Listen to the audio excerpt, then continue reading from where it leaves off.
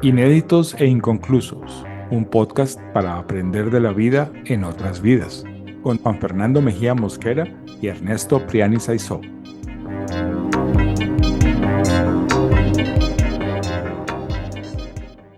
Hola a todos, esto es Inéditos e Inconclusos. Yo soy Juan Fernando Mejía Mosquera desde la ciudad de Panamá. Y yo soy Ernesto Priani desde las alturas de la Ciudad de México.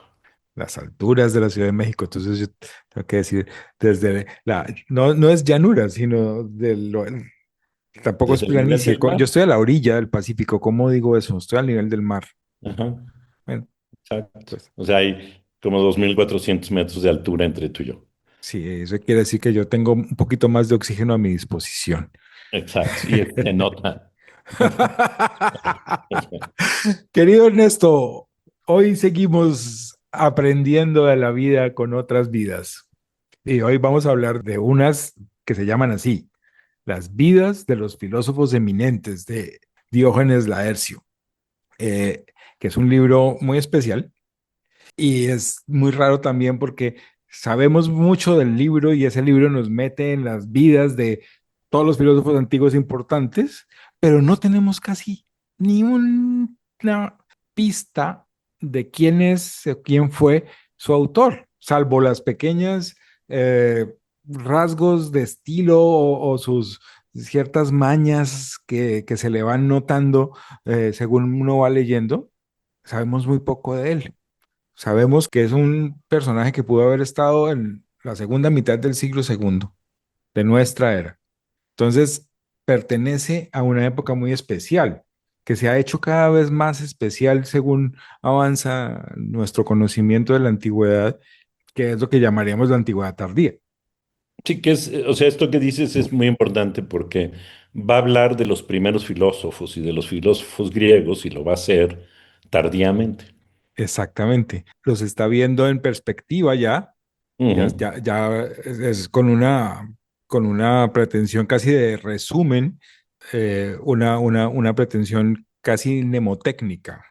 Exacto, y Mm, no tenemos claro tampoco para qué las escribió, es decir, cuál era la función general del texto, cuál era su intención como autor, en qué tipo de cultura se insertaba, por qué era importante ser las vidas mm. entonces. Sin embargo, es un libro que ha marcado la escritura de la vida filosófica y de la historia y De cultura allí de la en sociedad. adelante tuvo una enorme influencia, exacto. Es decir, yo creo que una influencia que perduró hasta nuestros días sobre cómo concebimos lo que es la filosofía, cómo la aprendemos, cómo ordenamos las diferentes formas de pensamiento que van apareciendo y cómo nos explicamos la misma existencia de la filosofía. Todo eso está plagado de problemas, está totalmente sujeto a la crítica, está lleno de cosas cuestionables. Sin embargo, es lo que hay y por eso mismo tiene un valor especial. Es una fuente única. Sobre los filósofos antiguos podemos aprender en muchos textos, sí, pero hay ciertas cosas, y son muchas, que solo las sabemos por Diógenes Laercio y gracias a él, que es un autor que parece haber vivido en una región más bien periférica del Imperio Romano, un Ujú. tipo no muy ligado a los grandes centros culturales y que tenía relativamente pocas fuentes para trabajar, pocos materiales con los que trabajar y sin embargo logró hacer una síntesis muy especial y muy comprensiva en el prólogo de la nueva traducción al inglés de Pamela Mensch, James Miller dice, era un hombre con una misión. Quería registrar las vidas de todos los filósofos famosos y eminentes y lo hizo.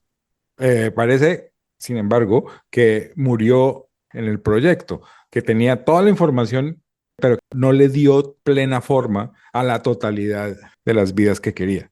Pero el tipo se Eso propuso llegar de es Tales a Epicuro y lo hizo. sí, sí, es lo que es increíble del libro. Mi juicio es cómo nos marca a nosotros, es decir, y no solo a nosotros, a ti y a mí, sino marca eso, la historia, la filosofía, la manera de contar la historia, lo que sabemos a veces, con certeza, a veces como rumor de los filósofos de la antigüedad clásica, y al mismo tiempo es un libro que parecería no ser el testigo idóneo para hacerlo, ¿no? Porque es periférico, el autor es desconocido, no sabemos en qué circunstancias lo hacía, no tenemos mucha información y eso lo hace, me parece, como suele ocurrir con muchas cosas que proviene del archivo más profundo, que en realidad nos faltan piezas para armarlo y a Sí. pesar de esas carencias es una cosa increíble.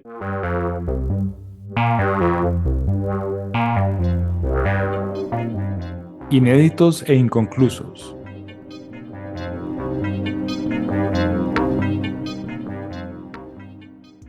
Yo justo hoy en lo que preparábamos el programa, yo lo que pensaba era, ¿por qué no comenzamos la serie con Diógenes Laercio? ¿Por qué esperamos hasta el episodio número 6 Ah, para bueno, empezar esa es una buena a pregunta, pero Diógenes tiene una Laercio? buena respuesta también.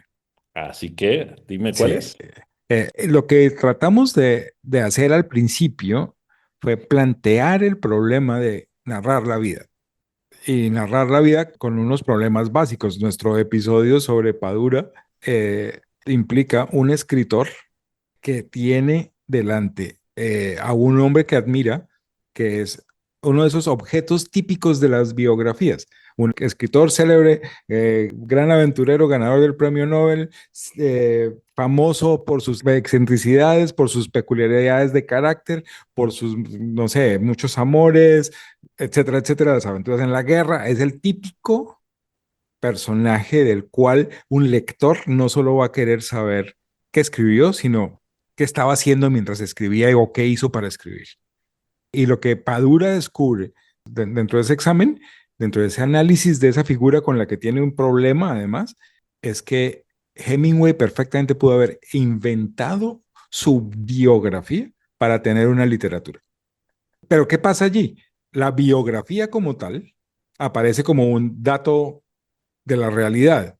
Y es ahora cuando la podemos comenzar a comparar con la autobiografía ficcionada de Adriano o con la confesión religiosa de Agustín o con las anotaciones existenciales de Gómez Dávila, que nos damos cuenta que una biografía es una cosa que le costó mucho trabajo a la cultura, que inventarse las biografías y concebir una técnica para realizarlas y ponerles como finalidad y poderlas evaluar, no es algo que se hace desde el principio de los tiempos. En este momento, vamos a mirar a lo que no es en modo alguno el principio de los tiempos, pero está más cerca del principio de los tiempos de la biografía para echarle una mirada a cómo se escriben las vidas de personajes dignos de ser recordados. Muy interesante, ¿no? Como, en fin, como por lo menos en el caso de Diógenes, la idea de la vida está asociada a la idea de alguien que tiene que ser recordado. O sea, que es un ejercicio de memoria y de transmisión de esta memoria a generaciones futuras, ¿no? Y Sí, hablando de memoria, a mí lo que se me ocurre, porque me parece que una forma quizás de poder comenzar a hablar más a profundidad de la obra de Diógenes Laercio es saber cómo nos encontramos con ella. ¿Cómo te sí, encontraste tú con? sí. A mí me impresiona y yo se lo digo a cualquier persona que me quiera oír sobre esto, porque realmente, pues tú te acuerdas, por ejemplo, yo fui a Ciudad de México a hablar del libro 3 de las vidas que está dedicado a Platón, por ejemplo. Eso, es decir, para mí este libro ha sido una presencia permanente porque me dediqué a la docencia de la historia de la filosofía antigua. Pero cuando yo llegué a ser profesor de historia de la filosofía antigua, la idea que tenían en la disciplina de quién era Diógenes Laercio, qué valor tenía su obra, qué significaba este texto para nosotros, había cambiado totalmente desde cuando yo fui estudiante de filosofía antigua. La gente repetía un prejuicio, creo yo, un prejuicio heredado de tipos como Hegel, por ejemplo, que despreciaban a Diógenes Laercio y tenía, bueno, lo despreciaban, pero lo utilizaban. Lo despreciaban porque era una fuente no muy buena, no muy reputada, como tú decías, no era para nada el objeto óptimo que uno quisiera tener como el principal receptáculo de información sobre los filósofos en el mundo antiguo. Estaba lejos de ser el ideal, pero era el único que había. Y entonces tenían que apañarse con eso. Y entonces le ridiculizaban su inexactitud, el estilo, le reprochaban que al final de cada relato, de cada vida, hiciese sus epigramas y que incluyera a veces cosas burlonas o a veces chistes, ironías, humor.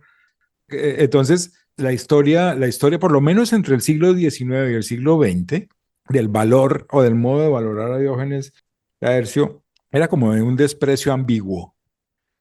Según fue pasando el tiempo, la gente se comenzó a dar cuenta de la importancia tan grande que tenían algunos de los tesoros escondidos dentro de él. Entonces, por ejemplo, en mi época, cuando uno estudiaba filosofía antigua y llegaba a las escuelas helenísticas, los profesores acababan con el tema en muy pocas semanas y decían que eso ya era como la decadencia y pasaban rápido. Entonces, imagínate que, o sea, qué herejía podría ver hoy. O sea, si a ti te dicen que la filosofía ya iba como en decadencia al final del mundo antiguo, cuando aparecen los escépticos, pues tú entrarías en cólera o el estoicismo.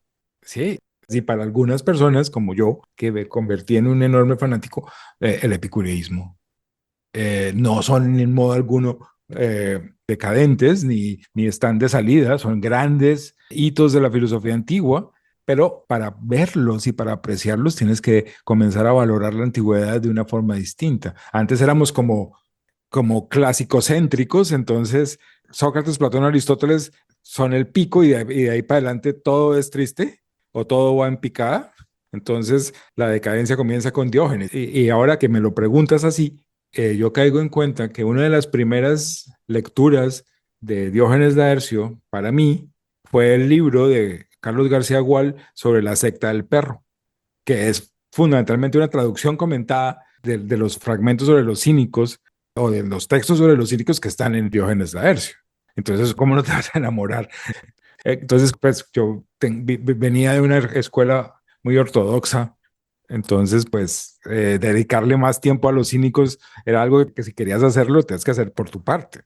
Luego, si te quieres dedicar a los epicúreos, pasa lo mismo.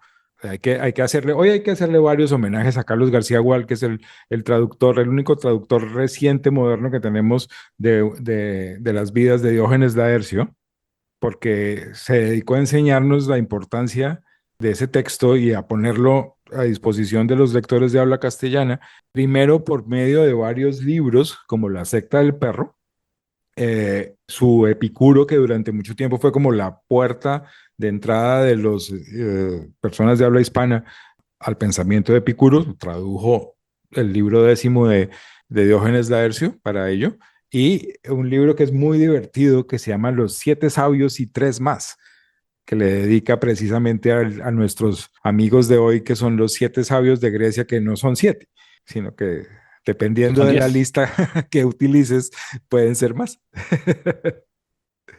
Entonces, sí, la entrada al gusto por Diógenes Laercio es un poco marginal.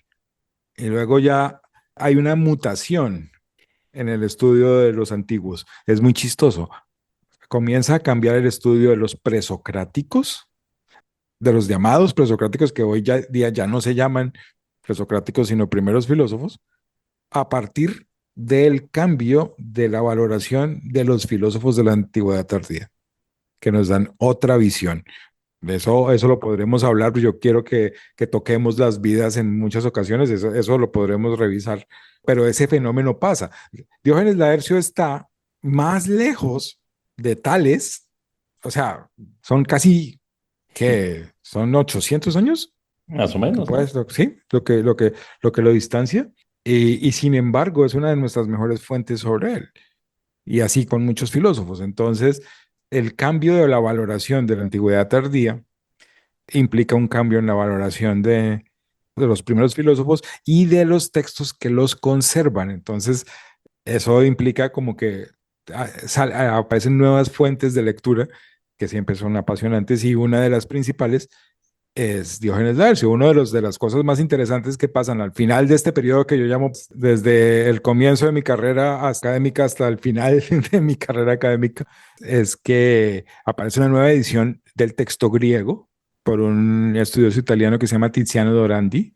Está en Cambridge University Press y es una obra magna que revisita y vuelve a revisar los manuscritos y sus fuentes y usa todo el aparato editorial que se posee y aparato crítico que tenemos para hacer una edición del siglo XXI.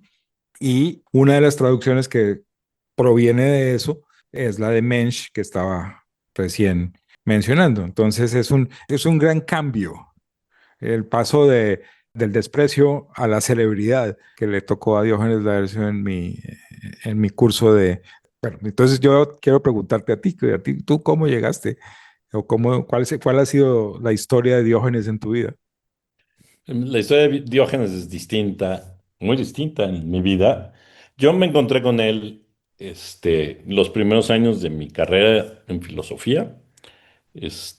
Fue, es decir, lo que yo leí entonces me resultó a mí completamente, ya sabes, completamente como chistoso, divertido, una forma de burlarse de muchos de los Humorístico. filósofos, ¿no? Mm, De lo mal que habla de algunos, de lo puntilloso que es en la efigie de otros, en la forma de vestir, y en fin, ¿no? Y digamos, si eso forma parte, o sea, esa aproximación forma parte de cómo me aproximé yo desde el principio a la historia de la filosofía con sentido del humor, ¿no? Es decir, fantástico. por eso me hice, primero me interesaba el mundo medieval, porque estaba llena de cosas divertidas, simpáticas, Ujú. absurdas, muy locas para alguien que empezaba a estudiar filosofía. Y a mí, por eso, mi primer acercamiento fue un acercamiento como irónico, ¿no? O sea, Ajá, habla mal de perfecto. todos, ¿no? Qué horror es esto. Pero luego, claro, el tiempo pasa y uno hace cosas. Y aunque yo nunca, digamos, yo nunca me dediqué al pensamiento clásico, yo me volví a reencontrar con Diógenes por dos vías. Una vía fue, en algún momento me pareció interesante estudiar cómo se había formado la historia de la filosofía. Es decir, a partir de cuándo hay historia de la filosofía y qué clase de métodos usa la historia de la filosofía. Y entonces, claro, ahí cuando uno empieza a escarbar, uno se da cuenta que Diógenes es el modelo que los historiadores de la filosofía del siglo XVII van a utilizar para las primeras historias de la filosofía. Por supuesto, hay otros antecedentes y otras cosas antes donde Diógenes está tomado como modelo, pero es interesante que perdure y que en el nacimiento de la historiografía, de la historia de la filosofía, el método por excelencia es el método de Diógenes que podríamos, así hablando de manera muy general, dividir entre, digamos, el relato vital, el recuento de las obras, Sí, ¿no? Y la memoria de las frases o las ideas más importantes del autor, ¿no? Entonces, sí, ese modelo es el que recoge la historiografía de la filosofía. Y entonces eso me volvió a acercar a Diógenes, pero más desde un punto de vista más técnico, tratando sí. de ver cómo estaba estructurado, Y esos ¿no? primeros autores de historias de la filosofía estimaban a Diógenes Laercio, me supongo, Sí, porque por supuesto, adoptaban era la fuente. era el paradigma. Era el paradigma, la fuente y una fuente verdadera, ¿no? O sea, era Sí, la fuente. se Esto la va a cambiar, por tomaba como esto, cierta. exacto, y esto va a cambiar en el 19 cuando los filólogos aparezcan y Ujú. entonces empiecen a mostrar ciertas cosas y de ahí Hegel, con su, digamos, la actitud de Hegel tiene que ver con la revisión filológica que se hace a Diógenes, ¿no? Pero esa fue una vía. La vía Ujú. más reciente en la que yo me acerco a Diógenes Laercio es a través de la discusión sobre los modos o la filosofía como modo de vivir, Sí, manera de vivir, que es como lo llama Hadot, sí, y digamos las ideas de Foucault acerca de eso, ¿no? De las técnicas de sí, de la manera de construirse uno mismo, etcétera, porque Diógenes es el modelo de la vida filosófica. El que luego van a escarbar Sí, en otros lados, el que recoge la idea de que hay una vida filosófica, es decir, que hay una manera de vivir propia de los filósofos que es condición para acceder a la sabiduría y al amor por la sabiduría, me ha llevado otra vez a recoger a Diógenes, ¿no? Porque Diógenes claro, por es supuesto. este modelo de pensar la vida filosófica como una Sí, estructura, perfecto.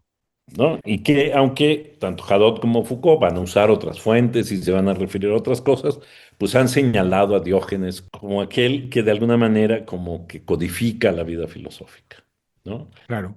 Y esto me Que- recuerda mucho una frase de Nietzsche, porque Nietzsche se está peleando con los historiadores de la filosofía que no le dan crédito a Diógenes, y Nietzsche dice, no, yo prefiero la historia de la filosofía de Diógenes a la historia de la filosofía que se hace hoy, ¿no? Es increíble, Eh, yo tenía la misma frase en la cabeza. Sí, porque nos recuerda a Nietzsche una cosa que va a ser muy importante después, y es la filosofía que vale la pena es la filosofía que se vive, no la que se enseña en los manuales de las universidades. Y cuando uno es un profesor universitario, eso duele. Eso duele sanamente, digamos, como que te despierta, ¿no? Como que te llama la atención sobre no, no puedes perder de vista que la filosofía siempre o en su origen se trata de aprender a vivir en la medida de las exacto. posibilidades. Exacto, y por eso de pronto, claro, cuando uno se pregunta por la vida de los otros, mi inquietud siempre ha sido de si esa pregunta debe de llevar, o esa pregunta por la vida de los otros es una vida por aprender a vivir mejor. ¿Son los filósofos mejores maestros de vida que otros? ¿No? Es la biografía una manera de acercarse a la filosofía, porque la otra cosa que tiene, y digamos desde el punto de vista de la historiografía de la filosofía, se le ha cuestionado mucho a Diógenes, es que siempre en la biografía hay algo de ficción. ¿No? Hay Absolutamente. cosas falsas y entonces eso es una fuente confiable para entender la vida filosófica. Los historiadores van a decir que no y Ujú. entonces van a tratar de eliminar la parte vital de la historiografía para Sí. dejarlo como una cuestión más bien como anecdótica, ¿no? Lo que importan son los sistemas filosóficos o Las las opiniones, no las anécdotas. no las anécdotas, no la Es manera en que enfrentaban el matrimonio o la muerte o el el duelo, el suicidio, el placer. duelo, etcétera. No, no, eso no. ¿No? Lo importante es cómo construían modelos teóricos, ¿no?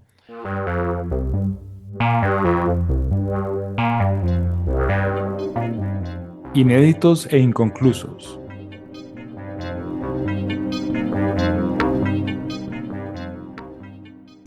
Volviendo un poco por el lado de la historiografía de la filosofía, creo que es interesante ver, sobre todo, hoy estamos hablando principalmente del libro primero de las vidas de Diógenes Laercio.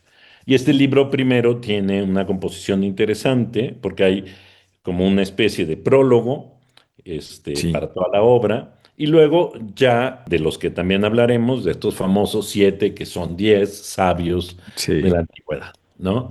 Y yo te quería preguntar, no sé si tú quisieras empezar a abordar esta parte del prólogo que es muy interesante porque va a sí. marcar, uf, Sí, muchas no, cosas. esto es muy importante, porque ese modelo del que tú hablabas parte de ciertas decisiones que uno, cuando las ve puestas en las primeras 4 o 5 páginas del libro de Diógenes Laercio, sin mayores explicaciones de por qué lo está diciendo así, sino las cosas son así, eh, se sorprende uno y se da cuenta de cómo esas ideas, esas decisiones tomadas van a ser como la clave de la enseñanza de la filosofía desde entonces hasta el siglo XX.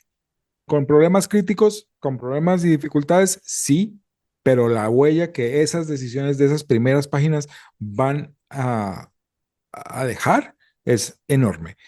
Y la podemos decir así fácilmente. Eh, la filosofía es algo griego, por exclusión a lo bárbaro. Y ahí hay Ese es un súper problema, ¿no? O sea, ya un ahí estamos problema teniendo enorme, un pero problemón, ¿no? es O un sea, ¿quién problemón, define lo pero y es bárbaro? un ¿Por qué problemón interesante Sí, sí. en el que nos mete y hoy día tenemos el beneficio de que podemos plantearlo y demorarnos en él un poco, porque en otras épocas ese problema era simplemente invisible. Era Ujú, obvio que la filosofía era algo griego y no algo bárbaro. Entonces, primero, ¿cómo así bárbaro? ¿Quiénes son ujú. los bárbaros? Entonces, pues, ¿a quiénes estás llamando así? ¿Por qué los llamas así?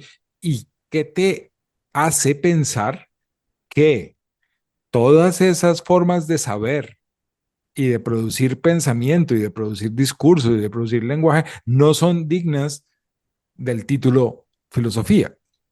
¿Por qué piensas eso? Ahora, es muy Y interesante. no solo del título de filosofía, sino de ser parte de una civilización en sentido fuerte, ¿no? De Sí, producto de seres civilizados frente ex a la barbarie, ¿no?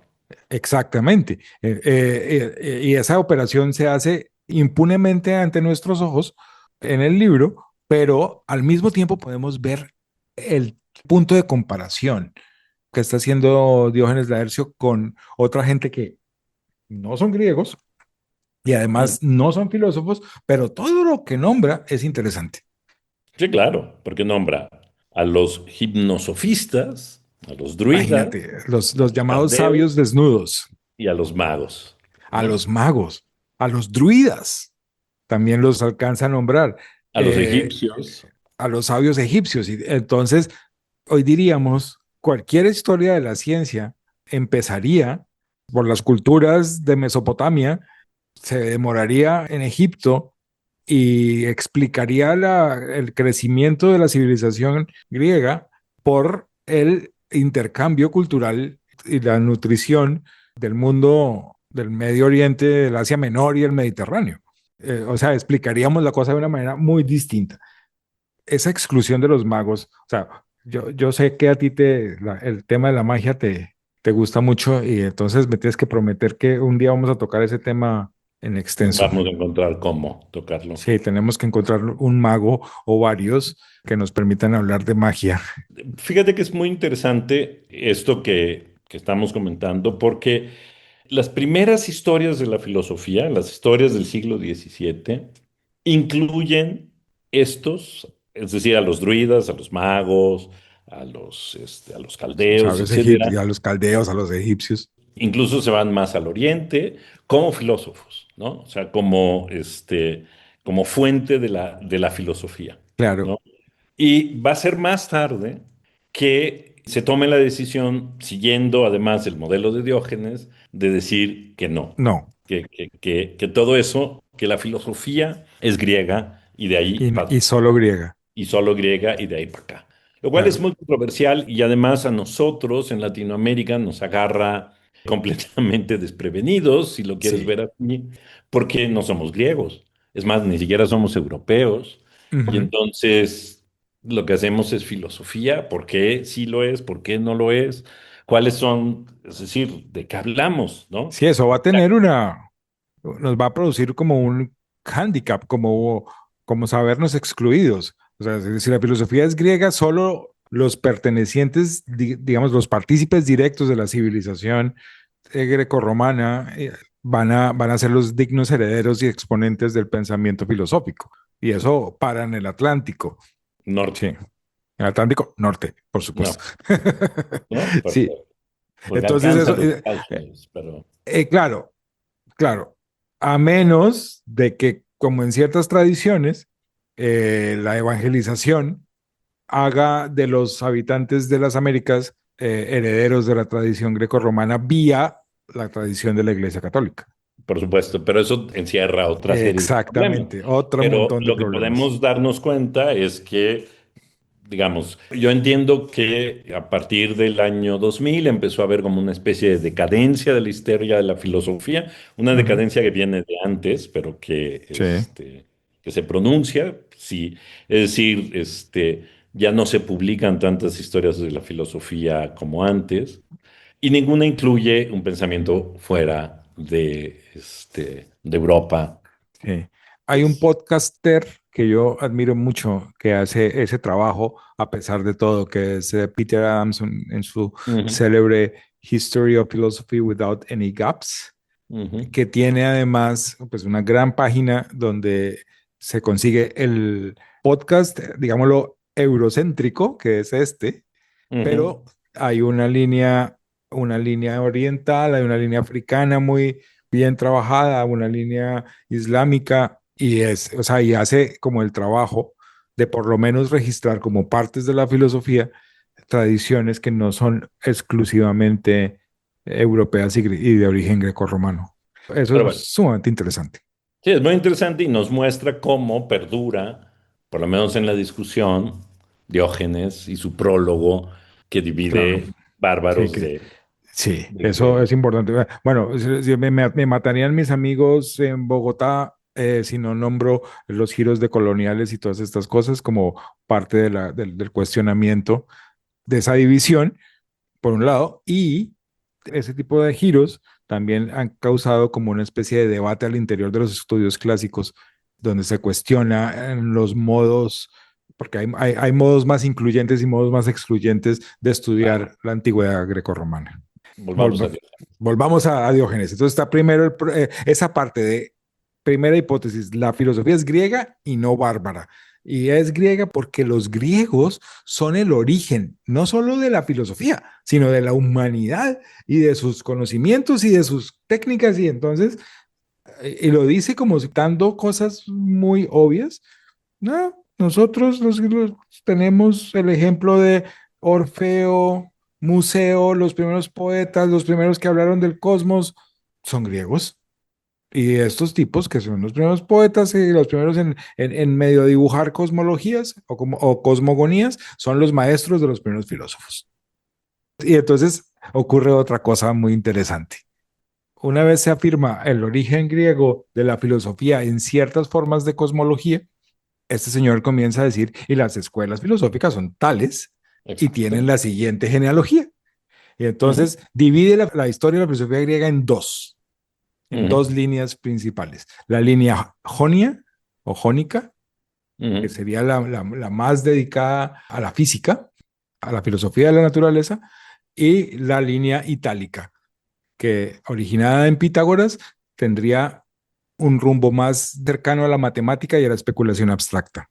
Y además de eso, Diógenes dice, la filosofía que pertenece a esta línea jónica llega hasta un punto en el que aparece Sócrates, que introduce la ética, así nomás, lo dice Ujú. así, Sócrates que introduce la ética, marca como como un quiebre allí y la filosofía continúa. Y continúa con los académicos y etcétera, etcétera. Esa línea, esa división dual entre jónicos y itálicos perdura y la Perdura. gente sigue pensando en esos términos. Pero hay otra Y, división que a mí siempre me ha llamado la atención, sí, que claro. me parece muy importante aquí, que es la división entre sabios y filósofos.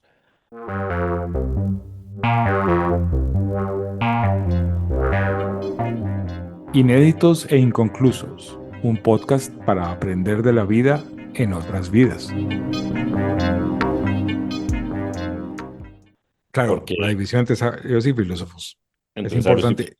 Y la división entre escuelas. sí, pero a mí lo que pasa, sí, sí, por supuesto, la división entre escuelas va a impactar la historia de la filosofía y, digamos, todo ese paquete va a pasar a nosotros. Pero a Sí, mí me interesa explorar un poco cómo hace esta división entre sabios y filósofos, cómo, por ejemplo, le atribuye a Pitágoras, me parece, ser el primero en llamarse a sí mismo filósofo. filósofo. Sí, Porque eso marca una diferencia respecto a Tales, Solón y otros personajes que forman parte del cuerpo de los sabios, ¿no? sí, Porque el filósofo se define como alguien no que es sabio, sino alguien que ama la sabiduría. sí. Y entonces Eh, ahí se coloca, perdón, esta idea de los sabios como fundadores y como productores de un conocimiento o de una sabiduría primigenia, inicial, incluso como totalizadora, como que son los que abren la puerta y marcan, y luego todas las generaciones subsecuentes que son no sabios, sino aspirantes, ni sino siquiera aspirantes, buscadores. sino amantes de la sabiduría, ¿no? Sí, ¿Tú qué eso, piensas de esta división? ¿Qué te dice a ti? a mí me parece, o sea, me deja anonadado esa división, por varias razones, porque Diógenes Laercio le atribuye inicios de la filosofía a diferentes personajes de una manera muy particular. Entonces, como te decía ahorita, a Museo, Ujú, a- descendiente de Orfeo o discípulo de Orfeo, le atribuye en cierto sentido, vía la cosmogonía, ujú, un inicio de la filosofía. Pero él va a decir, el primer filósofo propiamente dicho es Anaximandro, ujú. discípulo de Tales. Aunque no Pero sea el luego va, primero en llamarse a sí mismo filósofo. exacto, él no se llamó a sí mismo filósofo, pero fue alumno de un sabio y se convirtió él en, no en sabio, no fue otro sabio, sino Ujú. como corresponde al estudiante, en alguien que es como tributario de la sabiduría de otro, en un amante de la sabiduría. ¿No te parece interesantísimo cómo marca ahí, porque tú querías hablar de las escuelas, pero cómo marca ahí la relación Claro, es que sabio-discípulo? es una ¿Cómo? línea de filiación casi patriarcal. Ujú, Entonces es como si absolutamente. marcara la existencia de un patriarca y la de sus descendientes. Ujú, Y cómo hay una especie de contagio y de transmisión de una cierta manera de ver las cosas o de unos principios fundantes que van a ir evolucionando según el paso de un maestro al otro, en algunos casos hacia la decadencia y en otros hacia la excelencia. Pero claro, entonces lo que uno ve es un modelo totalmente patriarcal de filiación casi familiar entre los miembros de las escuelas, entre los maestros y los discípulos, que tiene características muy divertidas, como te llamaba la atención a ti. Por ejemplo, que los maestros y los discípulos se van a suceder unos a otros en periodos regulares, en cantidades de años, de tal manera que el maestro toma como discípulo al discípulo cuando el maestro está en su acme, le llaman, en el punto máximo de florecimiento de sus habilidades mentales y filosóficas. Y el discípulo comienza a aprender del maestro en su punto culmen y se convierte en maestro cuando él mismo alcanza a su punto culmen y llega el siguiente, que es su discípulo, a quien le va a transmitir todo esto. Y entonces uno dice, y Diógenes lo pone, el florecimiento de fulano es en la Olimpiada tal, y luego su muerte llega en la Olimpiada tal, y el que coincide con el florecimiento del discípulo. Y entonces, claro, obviamente los críticos posteriores se van a burlar de eso, pero aquí hay cosas interesantes en lo que se dice y en lo que no se dice también. Nunca habíamos pensado en una cronología y Diógenes piensa en una cronología de las escuelas.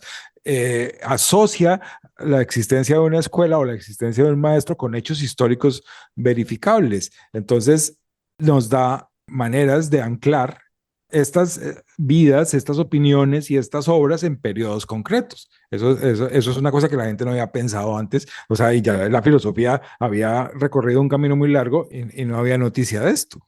Eso es muy claro, interesante. pero nos hereda también, que es la parte que me parece muy interesante, nos hereda también una forma de entender la filosofía en conjunto, una forma filial de entender la filosofía que no ha desaparecido.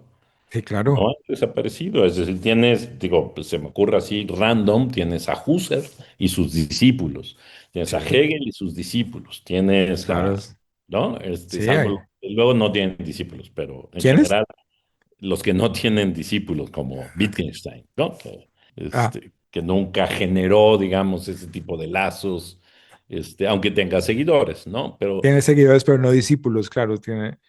¿No? Sí. Pero esta idea filial, en un punto lo que me llama la atención es por qué no se ha podido romper con esta idea filial y pensar la filosofía de otro Ah, modo, es algo que todavía eso no. es muy raro. Los alemanes siguen llamando al director de tesis doctoral Doctor Pater.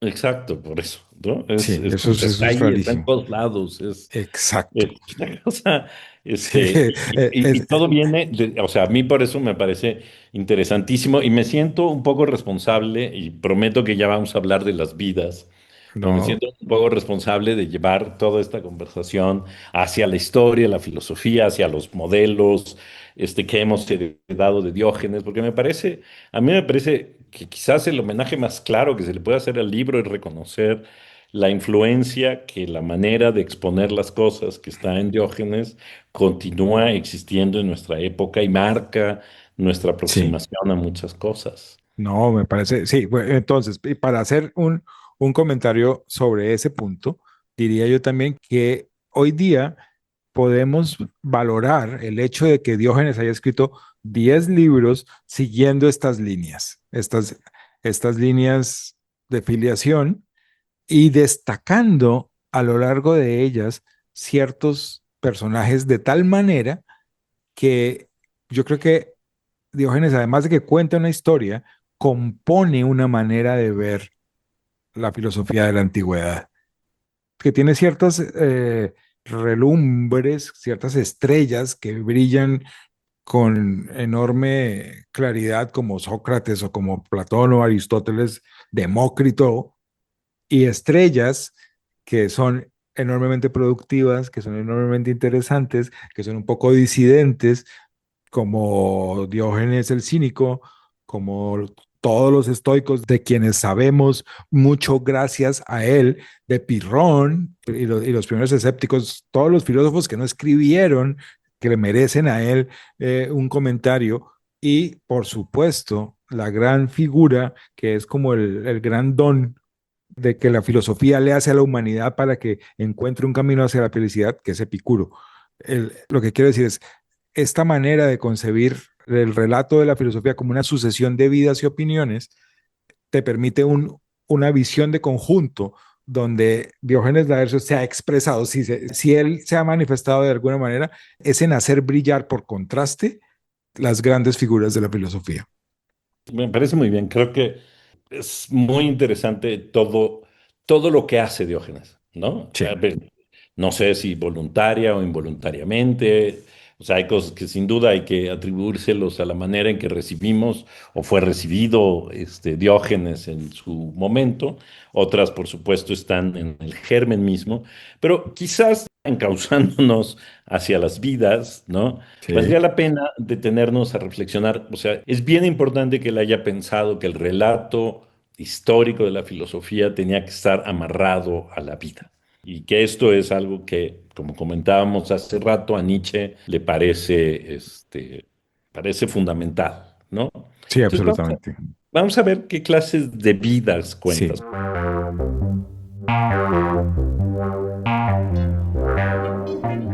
Inéditos e inconclusos.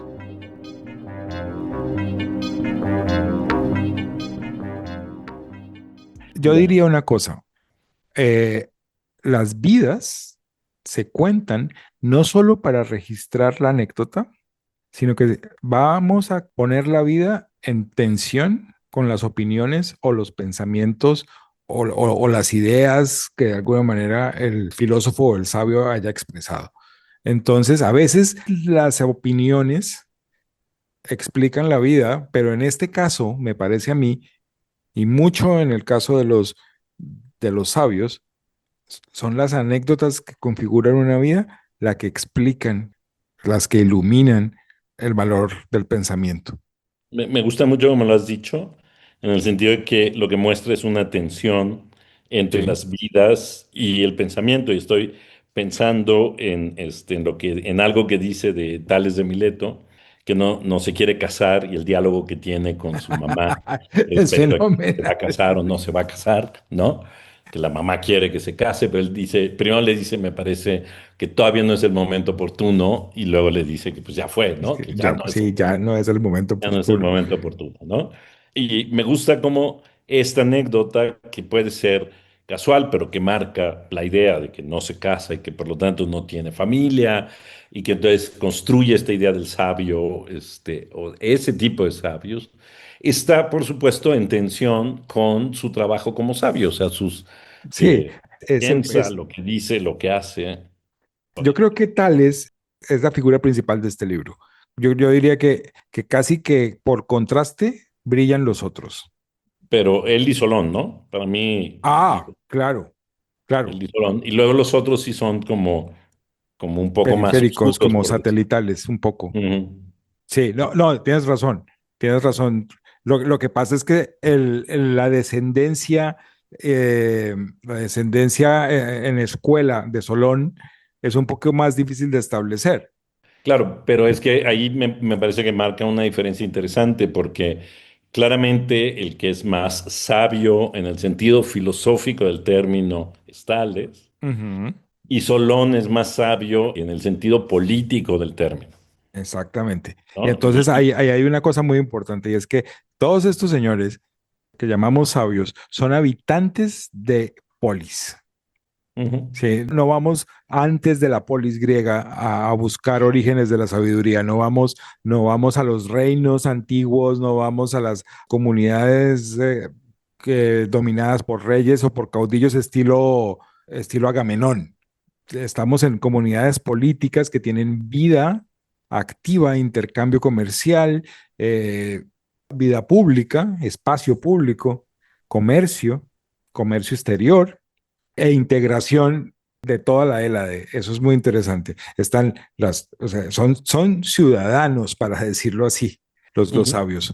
Y eso implica que tienen un modo de hablarle con lucidez y con utilidad a los habitantes de las ciudades, que para el momento son una novedad. O sea, ¿cómo viví? O sea, no sé, hay un momento en que la pregunta de cómo vivir obedece a cómo ser un ciudadano también, o se parece o está implicada en cómo ser un ciudadano. No, Claro, no es porque ahí está la diferencia entre los civilizados y los bárbaros, exactamente, en exactamente. No, constituir parte de una ciudad. sí, no son súbditos, No son son súbditos, ciudadanos. son Entonces, ciudadanos. y estos ciudadanos van a aprender a vivir de tipos que tienen ingenio, Ujú. de tipos que tienen penetración intelectual que alcanza lo más abstracto, pero al mismo tiempo, y por eso yo soy Tim Tales, en este caso, en esta discusión, personajes como tales combinan la inteligencia práctica con la comprensión del cosmos. Ujú. Ahora, una inteligencia práctica muy particular, porque así como Tales es capaz, por ejemplo, que es una anécdota famosísima, él por medio de la observación del clima y de los astros prevé que la próxima cosecha de aceitunas va a ser enorme y entonces se van a necesitar muchas prensas para hacer el aceite. Alquila y que obtiene el monopolio de las prensas de aceite de su región y cuando llega el momento de la cosecha todo el mundo tiene que alquilarle a Tales las prensas y se Por hace muy eso era rico. sabio, ¿ves? No solo porque tenía ideas cosmológicas. Exactamente. Él es capaz de hacer ese tipo de cosas o de desviar un río en medio de una campaña militar o de dar consejos sobre el cuidado de sí De la mismo, propia persona, sí. de la propia persona, de los bienes, etcétera. Entonces, esos valores y esas habilidades confluyen en la figura de Tales que, sin embargo, tiene esa otra anécdota fantástica de la muchacha Tracia, que se burla de él porque se distrae mirando al cielo y se cae. Eso es fenomenal. O sea, eso sí es increíble, ¿no? O sea, que una torpeza de ese tipo transite la historia durante más de 2000 años, me Es parece fenomenal. absolutamente fantástico. Yo me Es caigo todos fenomenal. los días y no pasa Sí, nada. claro, pero como a mí me pasa igual, yo digo, es que mi torpeza confirma mi naturaleza filosófica. Claro. O sea, nos falta un observador que diga, andaba viendo el cielo, Eso. ¿no? Estaba pensando ¿no?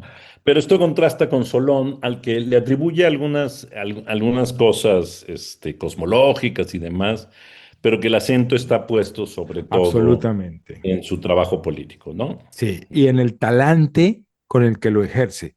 Y para Ujú. eso notamos que en el libro, aunque no sean objeto de una vida, aparecen personajes como Pisístrato y Creso, uno es un rey opulento que quiere que los sabios lo validen como alguien feliz y bienaventurado, y el otro es Pisístrato, que es un tirano. Y ante Ujú. esos dos contrastes, dos figuras que claramente no poseen sabiduría, Solón muestra que puede ser un hombre claro, que sus leyes son sensatas, que son convenientes y que no está haciendo eso para su propio beneficio. Eso es lo más importante. Ya desde ahí hay una separación entre la filosofía y el lucro, Ujú. que es muy interesante y es reincidente Que no está en Tales de Mileto, como vimos.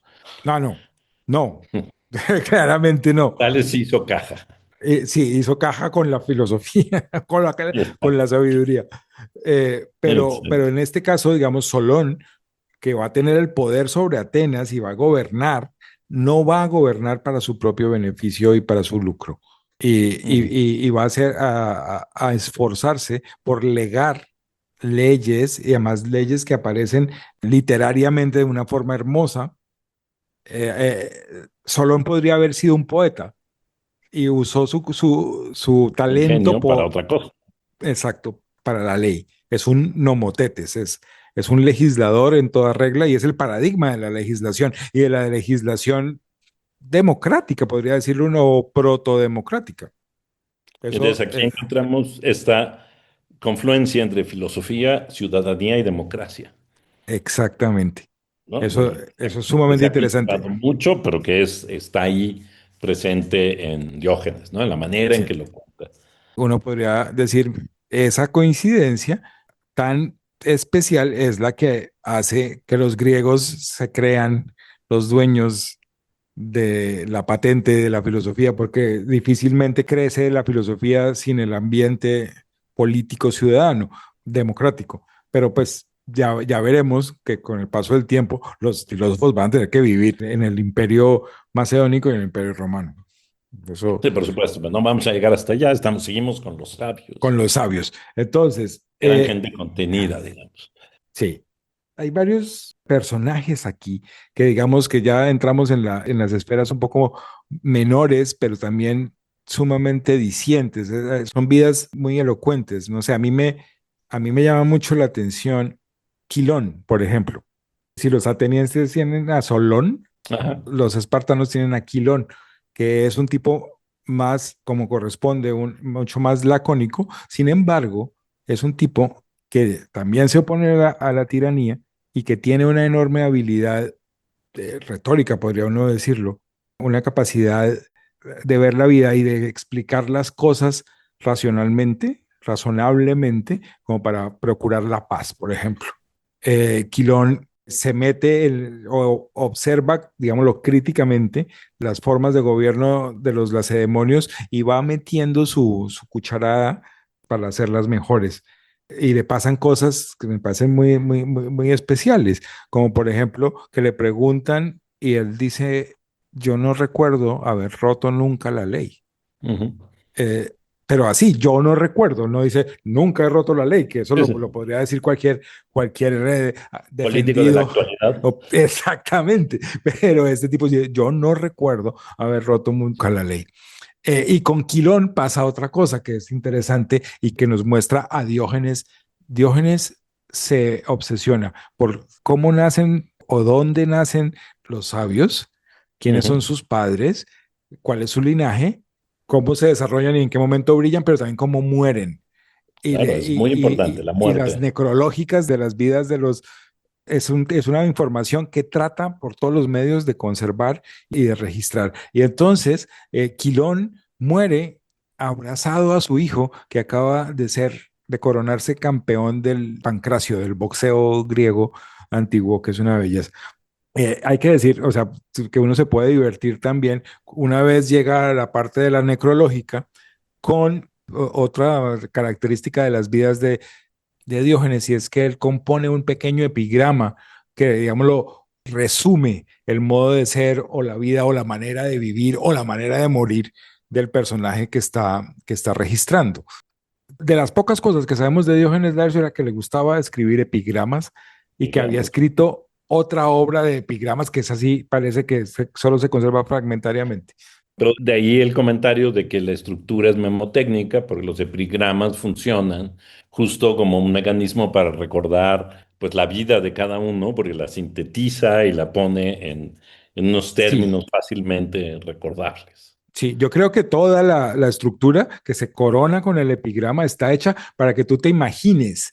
Puedes tener una imagen de Tales, puedes tener una imagen de Solón y resumirla con un rasgo de carácter o con un modo de actuar o con una anécdota, mnemotécnicamente funciona. Entonces, pasar de ahí a qué pensaba Tales y que Tales estaba pendiente del agua o de los dioses, más o menos se logra.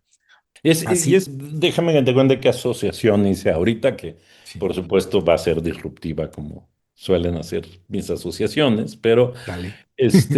hoy discutimos mucho el carácter de los gobernantes, que si son lacónicos, que si son demasiado expresivos, que Que si si son son carismáticos. carismáticos, que si son violentos, que si hacen esto, que si hacen esto, porque de alguna manera me parece que seguimos atribuyendo al carácter la construcción de las políticas, no al revés. Absolutamente. O sea, no pensamos que la construcción de las políticas son formas consensuadas que se traban, sino que tienen que ver con el carácter de cada uno, ¿no? Y que O entonces por lo menos la dignidad con la que se ostenta el poder proviene del carácter y no de un conjunto de decisiones pactadas y de programas concebidos y de, sí, tal Y cual. eso es interesante porque hace al gobernante como el responsable último de sus acciones y no, digamos, al conjunto de su equipo de trabajo o de la estructura del sistema o lo que tú quieras, el que eso sea posible, ¿no? Sí, también los vuelves un foco de atracción, un tema de conversación, o un foco de viralidad y entonces todo su equipo puede estar haciendo lo que se le da la gana mientras el gobernante concentra todas las miradas sobre sí y sobre el despliegue de su carácter. Exacto. Pero a mí me parece interesante también porque humaniza al gobernante, ¿no? Lo vuelve una persona más humana, porque saber, por ejemplo, que fulano era iracundo o que este desaparece de pronto y nadie sabe dónde está, Sí, o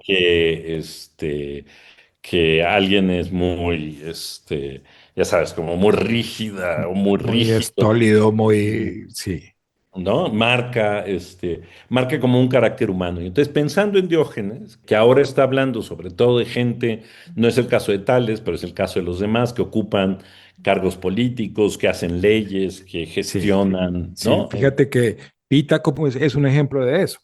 Ujú, Pítaco es un personaje, Pítaco de Mitilene.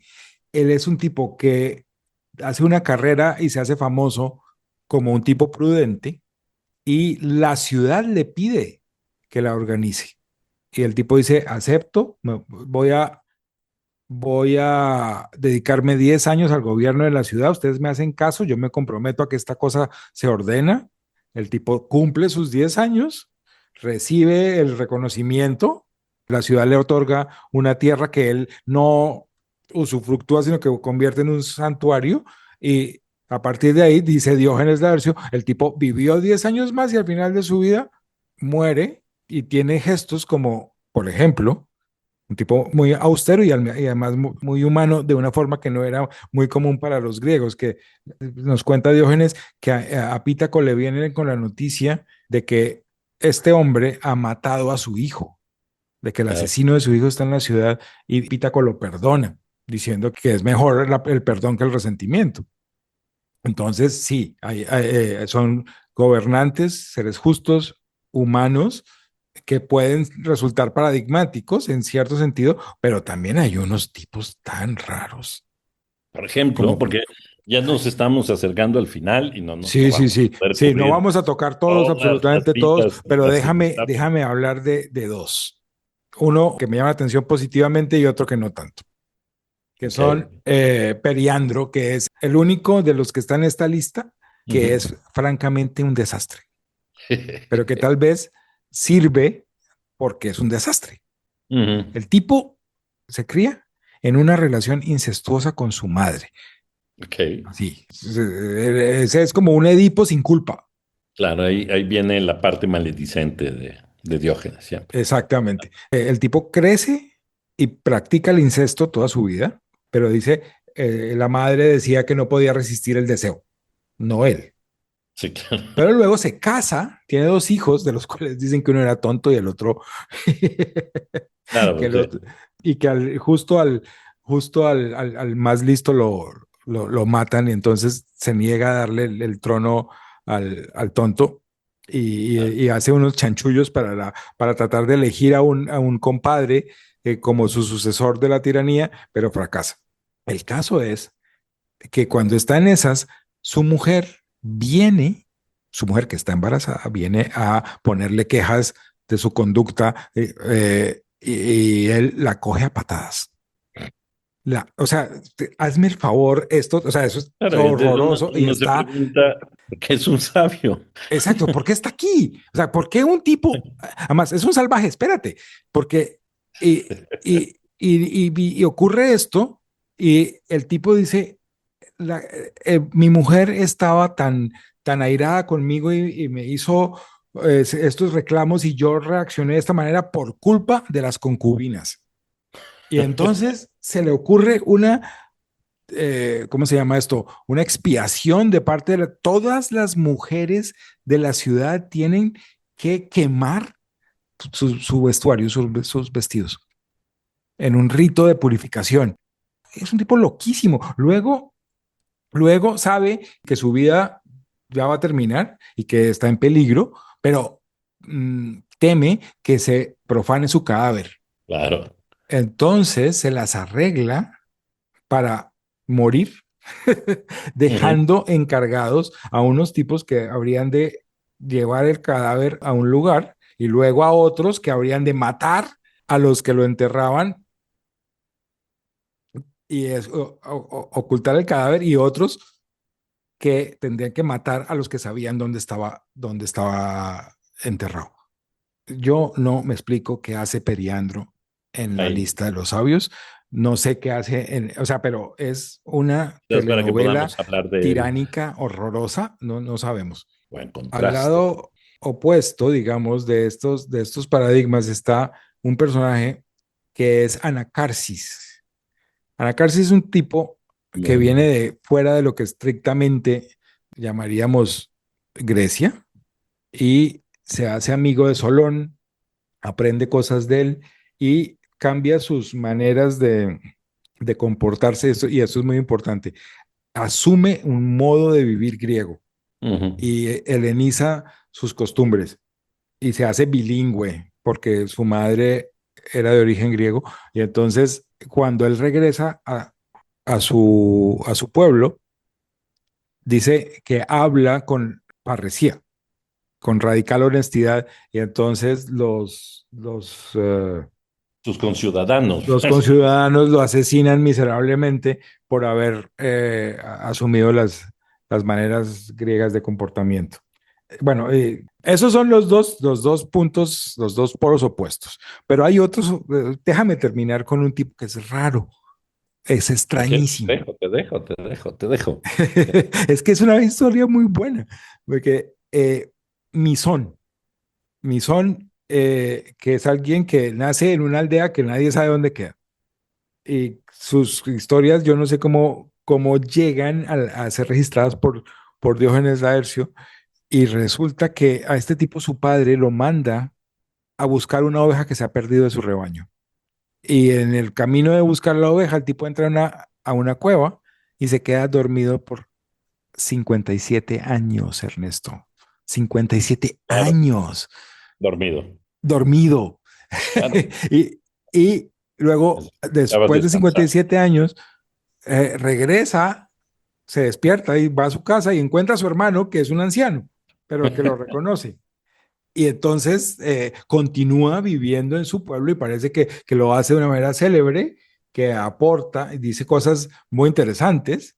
Yo no he citado los dichos porque hay muchos dichos en el libro primero, que son palabras de los sabios, pero el que más me gustó de todos los dichos de ese libro proviene de Misón, que dice, no debemos investigar los hechos basados en los argumentos, sino los argumentos basados en los hechos.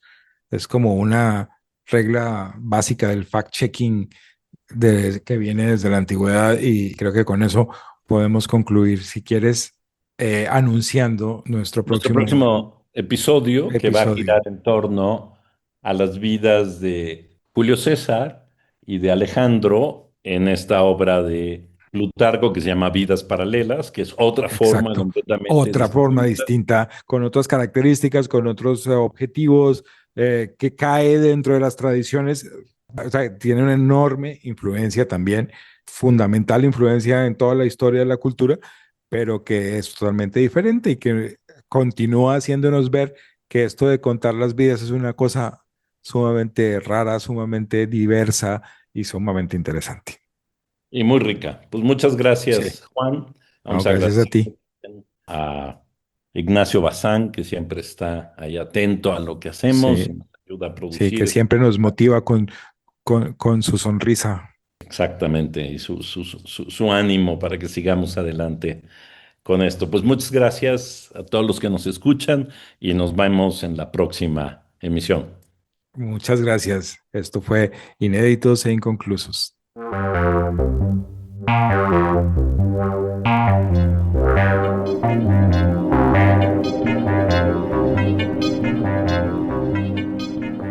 Y bueno, Juan, a todo esto, si la gente está enojada con nosotros o muy contenta con nosotros, ¿qué puede hacer? ¿Nos puede escribir a algún lado? Nos pueden escribir, claro, con sus comentarios, críticas, dudas, preguntas, peticiones a ineditingcon@gmail.com.